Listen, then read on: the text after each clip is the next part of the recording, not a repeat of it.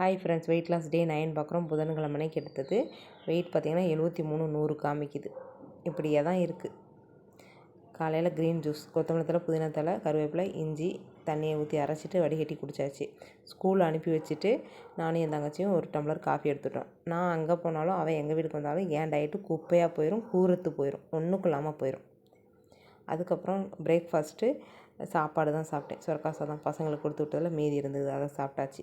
Lunch நான் சாப்பிடலை. முறுக்கு தான் செஞ்சேன் பசங்களுக்காக, ஸ்நாக்ஸ் வேணும்னு. எண்ணெய் வாசனை. அதுக்கப்புறம் 2 முறுக்கு சாப்பிட்டு தண்ணி குடித்தேன். சரியாக போயிடுச்சு. நான் லஞ்சே எதுவும் சாப்பிடலை. ஈவினிங் ஒரு 7000 ஸ்டெப்பு தான் இருக்கும். வாக்கிங் போயிட்டேன். எக்ஸசைஸ் எதுவும் செய்யலை. 2 எக்ஸசைஸ் தான் செஞ்சேன்.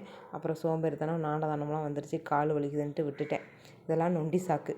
டின்னரு சாப்பாடு, கொஞ்சமாக கீரை கடையில் சுரக்காய் வச்சு சாப்பிட்டேன். இப்படி தான் என்னோடய டயட் 9 போச்சு. எப்படி இருந்துச்சுன்னு சொல்லுங்கள். பாய். தேங்க்ஸ் ஃபார் வாட்சிங்.